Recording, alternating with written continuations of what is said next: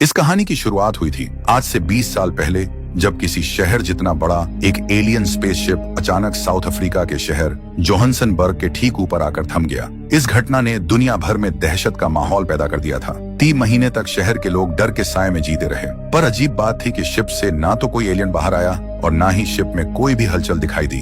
तब गवर्नमेंट ने काफी सोच विचार कर एक कदम उठाया। उन्होंने शिप की छानबीन के लिए अपनी एक टीम भेजी, जो शिप के हिस्से को काटकर अंदर घुस गए। तब अंदर उन्होंने जो देखा उसने पूरी दुनिया के होश उड़ा दिए। अंदर एक बड़े कमरे में करीब 10 लाख से भी ज्यादा एलियंस मौजूद थे, जो किसी इंसानी आकार के झींगे यानी कि प्रॉन्स की तरह नजर आ रहे थे। पर वे एलियंस भूख और प्यास के कारण कुपोषित और बीमार हो चुके थे। उन एलियंस की लाचारी देख इंसानों को उन पर तरस आने लगा। तब गवर्नमेंट ने उनकी मदद करने का फैसला किया। उनके शिप के ठीक नीचे एक बड़े से इलाके में एक टेम्परेरी कैंप बनाई गई और हेलीकॉप्टर से उन एलियंस को उस कैंप तक लाया गया, जहां उन्हें खाना और पानी मुहैया कराया गया। लेकिन गवर्नमेंट ने कभी यह नहीं सोचा था कि आगे उन एलियंस का क्या किया जाएगा। नतीजा, वे एलियंस इस इलाके में ही बस गए। धीरे धीरे उन्होंने वहां झुग्गी झोपड़ियां बना ली और अपनी आबादी को और बढ़ाने लगे, जिससे आगे चलकर वह इलाका एलियंस की एक बड़ी बस्ती में तब्दील हो गया और उसे डिस्ट्रिक्ट 9 कहा जाने लगा। गवर्नमेंट ने एलियंस की देखरेख का सारा जिम्मा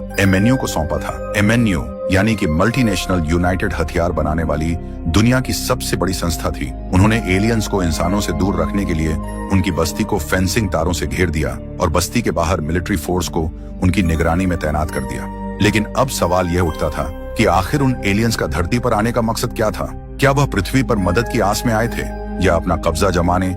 इसका पता लगाना मुश्किल था, क्योंकि इस वक्त धरती पर जितने भी एलियंस मौजूद थे सब के सब मंदबुद्धि थे। उनमें ज्यादा सोचने समझने और फैसले लेने की क्षमता नहीं थी। विशेषज्ञों के मुताबिक इसका मतलब यह हो सकता था कि वे सारे एलियंस वर्कर्स हों और उन्हें यहाँ लाने वाले उनके लीडर्स कुपोषित होकर पहले ही मर चुके हों। लेकिन वहीं कुछ विशेषज्ञ का मानना था कि यह एलियंस की कोई चाल भी हो सकती है, क्योंकि शुरुआत में उन्होंने एलियन स्पेसशिप के एक बड़े हिस्से को नीचे गिरते हुए देखा था। उन्हें शक था कि वो चीज स्पेसशिप का कमांड मॉड्यूल हो सकता है, जहां से शिप को कंट्रोल किया जाता है। लेकिन नीचे आने के बाद वह कमांड मॉड्यूल कहीं गायब हो चुका था, जिसे आज तक कोई ढूंढ नहीं पाया। इसके साथ ही MNU ने एलियंस के पास से उनके कई सारे हथियार बरामद किए थे। हथियार रखना एलियंस के लिए गैर कानूनी था, इसलिए हथियार के साथ पकड़े जाने पर उन्हें अरेस्ट कर लिया जाता था। वे एलियंस कितना भी खा लें, हमेशा भूखे ही रहते थे। खाने की तलाश में वे शहरों में भी घुस जाते थे और इंसानों का फैलाया कचरा, जूते और यहाँ तक कि गाड़ियों के टायर तक खा जाते थे और काफी उत्पात भी मचाते थे। कभी वे गाड़ियों को ही आग के हवाले कर देते तो कभी ट्रेन को पटरी से उतार देते। हद तो तब हो गई जब एलियंस लोगों के पैसे और मोबाइल फोन्स जैसी चीजें चुराने लगे। शायद एलियंस के लिए यह सब बस एक खेल था, लेकिन इंसानों के लिए वे एक सिरदर्द बन गए थे। ऐसे ही 20 सालों तक एलियंस को झेलने के बाद लोग गवर्नमेंट से एलियंस को शहर से दूर भगाने की मांग करने लगे। तब MNU ने एलियंस को लेकर एक बड़ा कदम उठाया। उन्होंने शहर से 200 किलोमीटर दूर एक सुनसान इलाके में एलियंस के लिए एक नया कैंप तैयार किया और एलियंस को उस नए कैंप में शिफ्ट करने का फैसला किया। लेकिन करीब 18 लाख एलियंस को उनके घरों से हटाकर दूसरी जगह शिफ्ट करना उनके लिए एक बड़ी चुनौती थी। MNU के चीफ ने इस मिशन का कमांडिंग ऑफिसर वीकस को चुना, जो MNU का कर्मचारी होने के साथ ही साथ चीफ का दामाद भी था। वीकस MNU में एलियन अफेयर्स के तौर पर काम करता था, जिसमें उसे इंसानों की ओर से एलियंस से बातचीत करनी पड़ती थी। इस काम को करते हुए उसने एलियंस की भाषा भी अच्छी तरह से सीख लिया था और यह मिशन उसके करियर की एक बड़ी कामयाबी बनने वाली थी। वीकस उसी वक्त हथियारों से लदी MNU की सिक्योरिटी फोर्स के साथ एलियंस की बस्ती डिस्ट्रिक्ट 9 में दाखिल हुआ। उसे एलियंस को डिस्ट्रिक्ट 9 से निकाले जाने के 24 घंटे पहले एक विक्षण नोटिस भेजना था और साथ ही उसे एलियंस के घर घर जाकर उस नोटिस पर उनके दस्तखत भी लेने थे। इस दौरान एक कैमरामैन इस पूरे मिशन की डॉक्यूमेंट्री फिल्म बना रहा था। वहीं बस्ती के अंदर एलियंस उत्पात मचा रहे थे। वे भूखे एलियंस काफी हिंसक थे। जानवरों को तो वे देखते ही पीट पीट कर मार डालते थे और उनकी हड्डियां तक चट कर जाते थे। विकस सिक्योरिटी फोर्सेस के साथ जब गाड़ी से बाहर निकला तो उन्हें देखते ही एलियंस में भगदड़ मच गई। वे सभी अपनी अपनी झोपड़ियों में जाकर छुप गए। इसी दौरान एक एलियन सिक्योरिटी फोर्स की गाड़ी के टायर को किसी चिंगम की तरह चबा चबा कर खाने लगा। एक सोल्जर उसे रोकने के लिए बंदूक लेकर जब उसकी ओर बढ़ा तो उस एलियन ने सोल्जर को एक जोर की लात मारी, जिससे उस सोल्जर का हाथ ही धड़ से अलग हो गया। लेकिन विकस ने फिर भी शांति बनाए रखा, क्योंकि वह एलियंस के हिंसक स्वभाव से वाकिफ था। उसे यह पता ही था कि एलियंस खाने के लालची हैं और उन्हें कैट फूड सबसे ज्यादा पसंद है, इसलिए विकस उन्हें कैट फूड का लालच देकर कागजात पर उनके पंजे का ठप्पा लेता जा रहा था। उसे एलियंस के साथ ही साथ अपराधियों से भी सतर्क रहना था। डिस्ट्रिक्ट 9 में गवर्नमेंट ज्यादा दखल नहीं देती थी, इसलिए डिस्ट्रिक्ट 9 अपराधियों का भी अड्डा बन चुका था। ओबे सांजो नाम का एक खतरनाक नाइजीरियन अपराधी वहां अपनी गैंग चलाता था। ओबे सांजो और उसके आदमी एलियंस की कीमती चीजों के बदले कैट फूड, मीट, शराब और यहाँ तक कि जी बहलाने के लिए औरतें भी सप्लाई करते थे। यही वजह थी कि एलियंस इंसानों से पैसे और उनकी चीजें चुराने लगे थे ताकि वह अपने लिए खाना खरीद सकें। एलियंस को कैट फूड इतना पसंद था कि उसके बदले वे ओबे सांजो को अपने हथियार भी दे देते थे। यहाँ तक कि उन्होंने केवल कैट फूड के 100 पैकेट के बदले अपना एक एडवांस रोबोट भी उन्हें दे रखा था। एलियंस के हथियार इतने खतरनाक होते थे कि एक ही शॉट में वह किसी इंसान को टमाटर की तरह फोड़ डालते थे। लेकिन अब तक वह हथियार ओबे सांजो के किसी काम के नहीं थे, क्योंकि उनकी टेक्नोलॉजी काफी ज्यादा एडवांस थी। वो हथियार केवल एलियंस के डीएनए से एक्टिवेट होते थे, यानी कि उस हथियार को केवल एलियंस या फिर ऐसा कोई जीव ही चला सकता था जिसमें उन एलियंस का डीएनए हो। ओबे सांजो जादू टोने पे यकीन रखता था। उसे लगता था कि एलियंस का मांस खाने से उसके अंदर एलियंस की शक्ति आ जाएगी और फिर वह उनके हथियारों का इस्तेमाल कर पाएगा, इसलिए वो हर रोज एलियंस का कच्चा मांस खाया करता था। अपाहिज होने के बावजूद ओबे सांजो का खौफ इतना था कि विकस भी उससे नजरें चुराता हुआ उसके इलाके से निकल गया और आगे एक एलियन की झोपड़ी में आया। उसने जब झोपड़ी का दरवाजा खोलकर देखा तो वहां एलियंस के ढेर सारे अंडे पनप रहे थे। एलियंस ने वहां जानवरों के गोश्त भी लटका रखे थे जो पाइप के जरिए उन अंडों से जुड़े थे। उन गोश्त से एलियंस के बच्चों को पोषक तत्व यानी कि न्यूट्रिशन मिल रहा था, लेकिन एलियंस के लिए बच्चे पैदा करना गैरकानूनी था। इसलिए विकस ने फौरन एलियन पॉपुलेशन कंट्रोल टीम को बुलाकर उन अंडों में आग लगवा दी। जलने पर वे अंडे किसी पॉपकॉर्न की तरह फूटने लगे। इसी दौरान डिस्ट्रिक्ट 9 में कहीं एक और वारदात हो रही थी। क्रिस्टोफर नाम का एक एलियन अपने बेटे और एक साथी के साथ कचरे के ढेर में कुछ ढूंढ रहा था। दरअसल एमैन्यू ने हर एलियन को एक नाम देकर उसके सिर पर उसके नाम का टैग लगा दिया था ताकि उन्हें आसानी से पहचाना जा सके। क्रिस्टोफर को भी उसके सिर पर लगे टैग से पहचाना जा सकता था। इसी दौरान उसके बेटे को एक कंटेनर जैसी कोई चीज मिली जिसे लेकर क्रिस्टोफर अपनी झोपड़ी में आ गया। उसने झोपड़ी के अंदर ही एक लैब बना रखी थी। क्रिस्टोफर ने उस कंटेनर को खोला जिसमें कोई केमिकल भरा हुआ था। उसने उस केमिकल को फिल्ट्रेशन प्रोसेस से गुजारा जिससे एक काला फ्लूइड तैयार हुआ और वो फ्लूइड एक डिवाइस में स्टोर हो गया। इस दौरान क्रिस्टोफर और उसका साथी आपस में बातें कर रहे थे कि वह ब्लैक फ्लूइड उनके लिए बहुत कीमती है, जिसे वे 20 सालों की कड़ी मेहनत के बाद बना पाने में सफल हुए थे। वे लोग उस ब्लैक फ्लूइड की मदद से अपने किसी बड़े मकसद को अंजाम देने की फिराक में थे। लेकिन इतने में ही विकस और उसकी टीम उनकी झोपड़ी तक आ पहुंची। उन्हें देख क्रिस्टोफर बहुत ज्यादा घबरा गया। उसने ब्लैक फ्लूइड से भरे उस डिवाइस को उसी झोपड़ी में छुपा दिया और अपने साथी एलियन को दरवाजा खोलने भेजा। उसका साथी बाहर खड़े विकस और उसकी टीम को वहां से भगाने की कोशिश करने लगा। इससे विकस को उस एलियन पर शक हुआ। उसने बंदूक के बल पर उस एलियन को घर से बाहर निकाला और झोपड़ी में घुसकर छानबीन करने लगा। इस दौरान झोपड़ी के पीछे छुपा क्रिस्टोफर उन पर नजर रख रहा था। उधर विकस झोपड़ी के अंदर एक लैब देख हैरान था। उसने वहां और छानबीन की। तभी एक बक्से में उसे ब्लैक फ्लूइड से भरा वो डिवाइस मिल गया। विकस समझने की कोशिश करने लगा कि आखिर वह चीज क्या है, पर तभी उससे गलती से डिवाइस का एक बटन दब गया जिससे वह ब्लैक फ्लूइड विकस के चेहरे पर स्प्रे हो गया। एक पल को तो विकस का जैसे दम ही घुटने लगा। वह बुरी तरह खांसने लगा, पर जब उसने फौरन अपने चेहरे को साफ किया तब उसे थोड़ी राहत मिली। उसने उस डिवाइस को जब्त करके उसे लैब भिजवा दिया। इसके बाद विकस को क्रिस्टोफर की झोपड़ी में ढेर सारे हथियार भी मिले।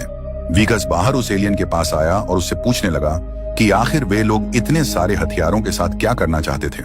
लेकिन तभी घबराहट में उस एलियन ने विकस की टीम पर हमला कर दिया। विकस जब उसे रोकने गया तो उसने विकस के हाथ पर वार किया और उसे उठाकर दूर फेंक दिया। लेकिन हेलीकॉप्टर से आसमान में गश्त लगा रही सिक्योरिटी टीम ने उसे मार गिराया। इस हादसे में विकस का हाथ बुरी तरह जख्मी हो चुका था, लेकिन उसने अपने हाथ की मरहम पट्टी करवाई और वापस अपने काम पर लग गया। इसी दौरान दूसरी ओर क्रिस्टोफर अपने साथी को खोने के बाद एक दूसरी झोपड़ी में भाग आया जहां उसका बेटा एक होलोग्राफिक डिवाइस के साथ खेल रहा था। क्रिस्टोफर ने अपने बेटे को बाहर निगरानी में लगा दिया और झोपड़ी का दरवाजा बंद कर दिया। इतने में ही विकस और उसकी टीम क्रिस्टोफर की झोपड़ी तक पहुंचे। विकस ने क्रिस्टोफर को झोपड़ी से बाहर निकाला और उस झोपड़ी में झांक कर देखा। अंदर ढेर सारे कंप्यूटर्स मौजूद थे। उन्हें देख विकस को समझ आया कि क्रिस्टोफर एक टेक्नीशियन है, पर आखिर वह इतने सारे कंप्यूटर्स के साथ क्या कर रहा था। विकस क्रिस्टोफर से यह सवाल कर पाता उससे पहले ही अचानक विकस की हालत बिगड़ने लगी। वो बेतहाशा उल्टियां करने लगा। उसके मुंह से झाग जैसी कोई चीज बाहर आ रही थी। विकस ने आज का काम वहीं रोक दिया और अपने साथियों के साथ एमएनयू के हेडक्वार्टर की ओर लौटने लगा। इसी दौरान उसने एक रेस्टोरेंट में गाड़ी रुकवाई और वहां ढेर सारा खाना ऑर्डर किया। वह खाने को ऐसे खाने लगा जैसे जन्मों से भूखा हो। तभी अचानक ही उसकी नाक से काला फ्लूइड निकलने लगा, ठीक वैसा ही जैसा क्रिस्टोफर के डिवाइस से निकला था।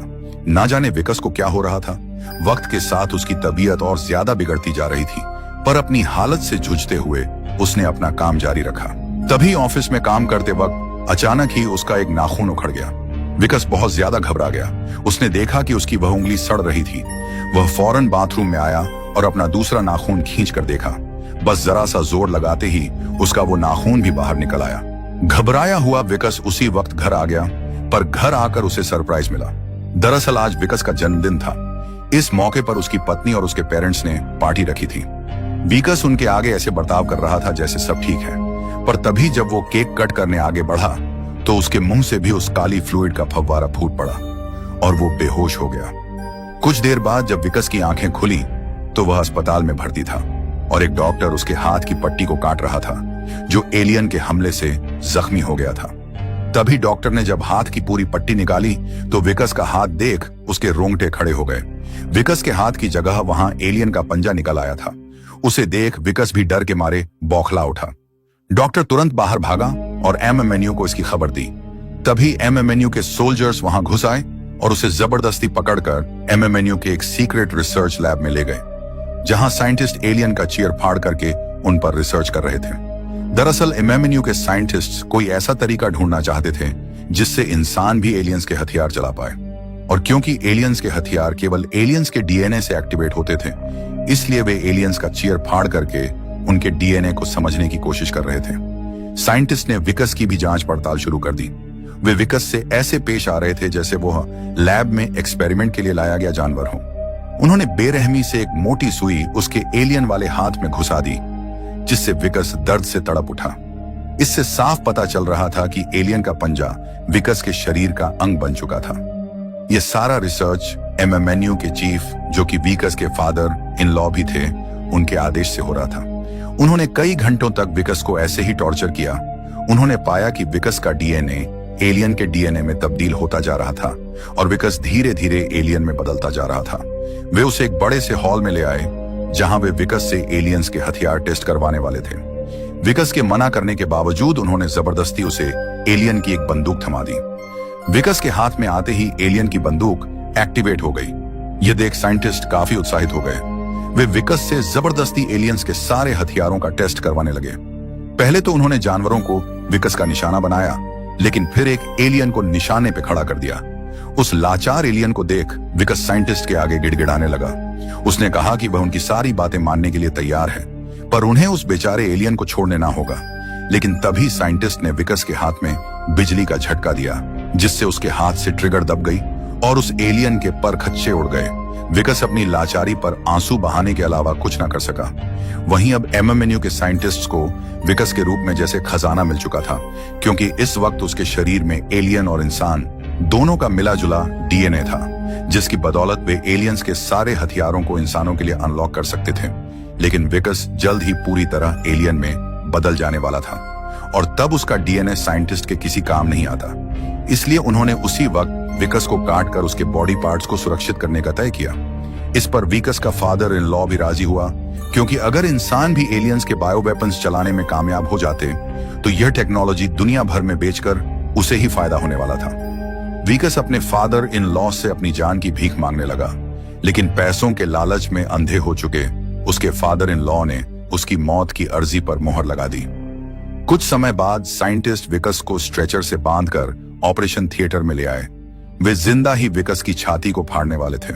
विकस उनसे रहम की भीख मांगने लगा, लेकिन वे नहीं रुके। तभी विकस किसी तरह स्ट्रेचर से आजाद हो गया और गुस्से में साइंटिस्ट को मारपीट कर परास्त कर दिया। उसके बाद वह चीफ साइंटिस्ट को चाकू की नोक पर रखकर एमएनयू के हेडक्वार्टर से भाग निकला, पर जल्द ही एमएनयू की पूरी सिक्योरिटी फोर्स उसके पीछे लग गई। विकस किसी तरह उनसे छुपता फिर रहा था।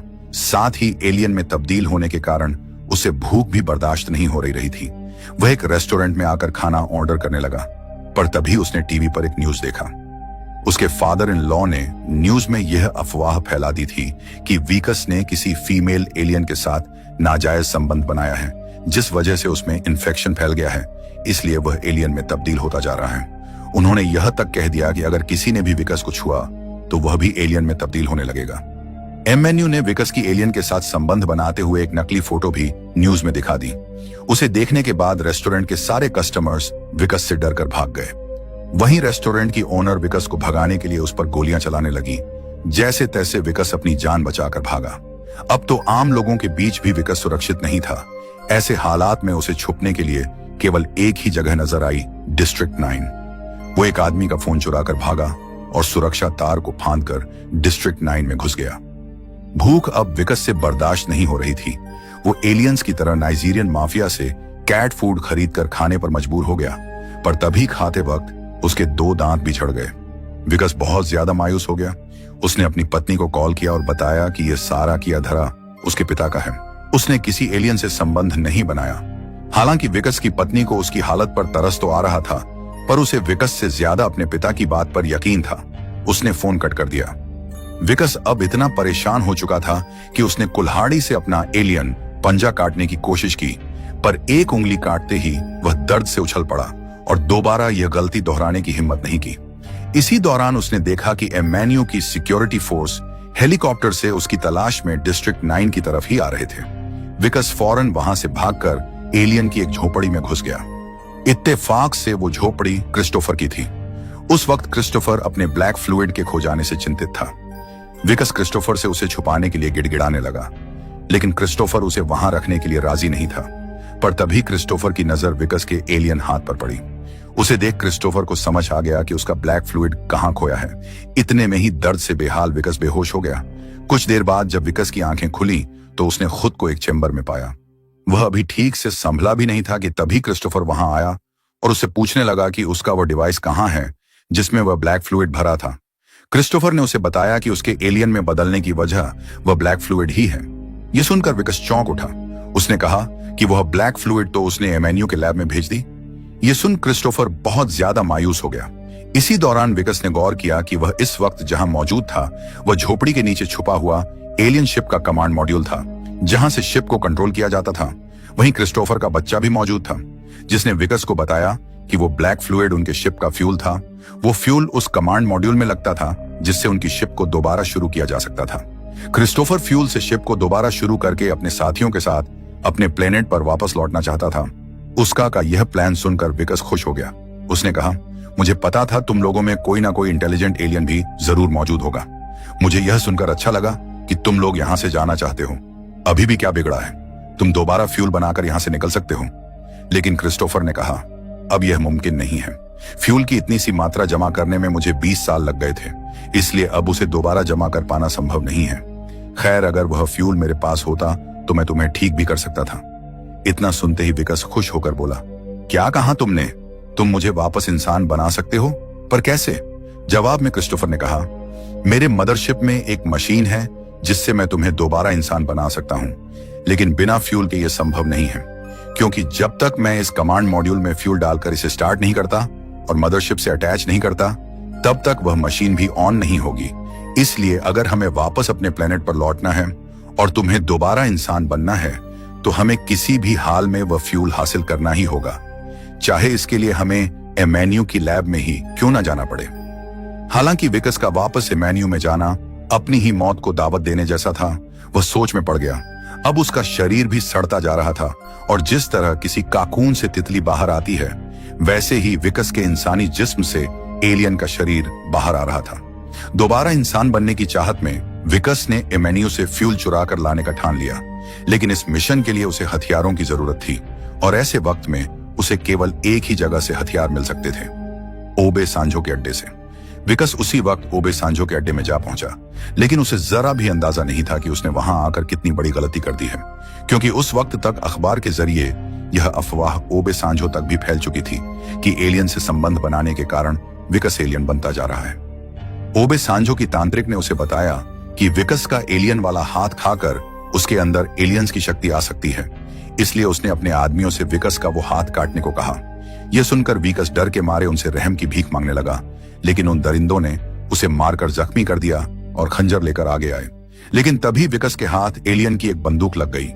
उस बंदूक से विकस ने ओबे सांजो के आदमियों के चिथड़े उड़ा दिए और कुछ हथियार जमा करके वहां से भाग निकला। इसके बाद विकस क्रिस्टोफर के साथ फ्यूल चुराने एमेन्यू के हेडक्वार्टर आ पहुंचा। हेडक्वार्टर के बाहर धमाका कर वे दोनों सिक्योरिटी फोर्स के चिथड़े उड़ाते हुए लैब के अंदर आए और फ्यूल से भरा वो डिवाइस ढूंढने लगे। आखिरकार फ्यूल उनके हाथ लग ही गया, पर तभी क्रिस्टोफर ने अपने साथियों की चीरफाड़ हुई लाशों को देखा। उन्हें देख क्रिस्टोफर जैसे सदमे में आ गया। विकस उसे कवर देता हुआ जल्दी वहां से भागने को कहता रहा, लेकिन मायूस क्रिस्टोफर बुत की तरह वहीं जमा हुआ था। उधर सिक्योरिटी फोर्स का कर्नल अपनी टीम के साथ लगातार उन पर हमला किया जा रहा था। शुक्र था कि विकस के पास एलियन की गन थी, जिसका हर शॉट दुश्मन पर अपने आप ही निशाना साध कर उनका कीमा बना देता था। विकस के काफी समझाने पर क्रिस्टोफर ने होश संभाला और वे एमएनयू के हेडक्वार्टर से भागकर डिस्ट्रिक्ट 9 में दाखिल हो गए। लेकिन अब कर्नल और उसकी टीम हाथ धोकर विकस के पीछे लग चुकी थी। उन्हें विकस को जिंदा पकड़ने के आदेश मिले थे। उधर विकस और क्रिस्टोफर उस झोपड़ी में आ गए जिसके नीचे कमांड मॉड्यूल मौजूद था। अब उन्हें जल्द से जल्द कमांड मॉड्यूल को स्टार्ट करके मदरशिप तक पहुंचना था। क्रिस्टोफर ने अपने बेटे को नीचे कमांड मॉड्यूल संभालने भेज दिया और कंप्यूटर पर कुछ सेटअप करने लगा। इसी दौरान विकस ने क्रिस्टोफर से पूछा, अब तो हम मदरशिप तक पहुंच सकते हैं, वहां पहुंचकर मुझे ठीक करने में तुम्हें कितना समय लगेगा? इस पर क्रिस्टोफर ने कहा, 3 साल। यह सुनकर विकस के पैरों तले जमीन ही खिसक गई। उसने पूछा, पर तुम्हें इतना समय क्यों लगेगा? इस पर क्रिस्टोफर ने कहा, क्योंकि पहले मुझे अपने सारे साथियों को बचाना है, वरना तुम इंसान मेडिकल एक्सपेरिमेंट के नाम पर मेरे सारे साथियों की बलि चढ़ा दोगे। मुझे पहले अपने प्लेनेट में जाकर मदद लानी है। वापस लौटने में मुझे 3 साल लगेंगे। मैं वादा करता हूँ, वापस लौटकर तुम्हें दोबारा इंसान बना दूंगा। यह सुनकर विकस का खून खोल उठा। उसने क्रिस्टोफर को ही बंदूक से मारकर बेहोश कर दिया और फ्यूल लेकर नीचे कमांड मॉड्यूल में आ गया। वहां उसने क्रिस्टोफर के बेटे से झूठ कह दिया कि उसके पिता ठीक हैं। इसके बाद उसने फ्यूल को उसकी जगह पर फिट किया, जिससे वह कमांड मॉड्यूल स्टार्ट हो गया। इसी दौरान उधर कर्नल विकस को ढूंढता हुआ क्रिस्टोफर की झोपड़ी तक पहुंच गया। उसने क्रिस्टोफर को धमकाते हुए पूछा कि विकस कहाँ है? इस पर क्रिस्टोफर ने नीचे कमांड मॉड्यूल की ओर इशारा किया, जिससे उसके बाद कर्नल उस मॉड्यूल को खोलने की कोशिश करने लगा, लेकिन उससे वह खुल ही नहीं पाया। उसने क्रिस्टोफर को धमकाते हुए उसे खोलने को कहा और क्रिस्टोफर किसी भी हाल में उसे खोलना नहीं चाहता था, क्योंकि अंदर उसका बेटा भी था। तभी दूसरी ओर विकस कमांड मॉड्यूल की पायलट सीट पर बैठ गया, पर उसे पता नहीं था कि कमांड मॉड्यूल को चलाना कैसे है। उसने फ्लूइड से भरी 2 कंटेनर में अपने दोनों हाथ घुसा दिए। वही उस कमांड मॉड्यूल का कंट्रोलर था।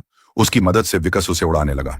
उधर कमांड मॉड्यूल को मिलते देख क्रिस्टोफर और कर्नल वहां से भाग खड़े हुए और विकस कमांड मॉड्यूल को उड़ाता हुआ मदरशिप की ओर ले जाने लगा। पर तभी कर्नल की टीम ने कमांड मॉड्यूल पर रॉकेट दाग दी, जिससे कमांड मॉड्यूल बेकाबू होकर जमीन पर आ गिरी। बदकिस्मती से इस हादसे में विकस बुरी तरह घायल हो गया और आखिरकार कर्नल ने उसे दर दबोचा। वो विकस और क्रिस्टोफर को गिरफ्तार करके वापस एमएनयू के लैब में ले जाने लगा। क्रिस्टोफर को अपने बेटे की फिक्र होने लगी, जो अब भी कमांड मॉड्यूल में ही छुपा हुआ था। वहीं विकस को सब कुछ खत्म सा लगने लगा था, पर तभी अचानक कर्नल की टीम पर हमला हुआ और एक ट्रक ने टक्कर मारकर उनकी गाड़ी को पलट कर रख दिया।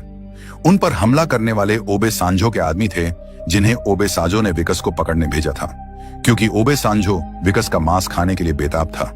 उसके साथ ही कर्नल की नाक के नीचे से विकस को उठाकर अपने अड्डे पर ले आए। अब ओबे सांजो विकस के हाथ को काटकर खाने में जरा भी देरी नहीं करना चाहता था। तांत्रिक विकस का हाथ काटने से पहले उस पर झाड़ फूंक करने लगी। तभी ओबे सांजो के एक आदमी ने विकस का हाथ काटने के लिए खंजर निकाल लिया। इस दौरान 3-4 लोग विकस को कसकर पकड़े हुए थे। वे जैसे ही उसका हाथ काटने को हुए, वैसे ही उन सभी पर एक जोरदार हमला हुआ, जिसने उन सभी को टमाटर की तरह फोड़कर रख दिया। वह हमला उनके पीछे मौजूद एलियन रोबोट ने किया था, जिसे कमांड मॉड्यूल से क्रिस्टोफर का बेटा कंट्रोल कर रहा था। उसने रोबोट की मदद से ओबे सांजो और उसके सारे आदमियों को खत्म कर दिया। इसके बाद उसने रोबोट का पायलट वाला सेक्शन खोल दिया। वीक्स को बचाने के बाद क्रिस्टोफर के बेटे ने मदरशिप को एक्टिवेट किया और उसे कमांड मॉड्यूल के ठीक ऊपर लाने लगा। 20 सालों में पहली बार वह एलियन शिप मूव हुआ था। उसे देख शहर के सारे लोग हैरान थे।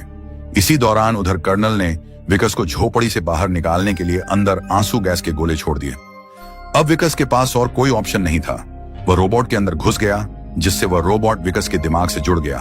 अब विकस रोबोट को अपने मुताबिक चला सकता था। विकस अपनी जान बचाकर भागने लगा, लेकिन उसने देखा कि कर्नल के आदमी क्रिस्टोफर को जान से मारने पर तुले थे। क्रिस्टोफर को मौत के मुंह में छोड़कर जाना उसे गवारा ना हुआ।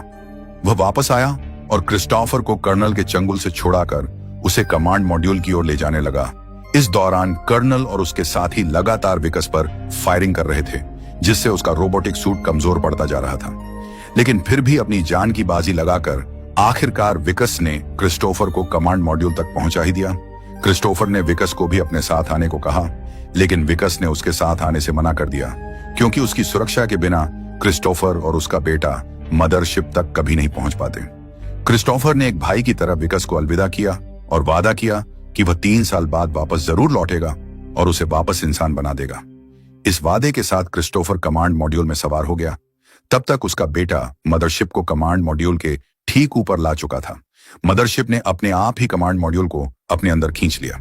उधर विकस कर्नल के सारे फोर्स को खत्म कर चुका था, लेकिन वह खुद बहुत ज्यादा घायल हो चुका था। उसका रोबोट भी पूरी तरह निष्क्रिय हो गया, जिससे विकस रोबोट से बाहर निकल आया। अब विकस आधा एलियन बन चुका था।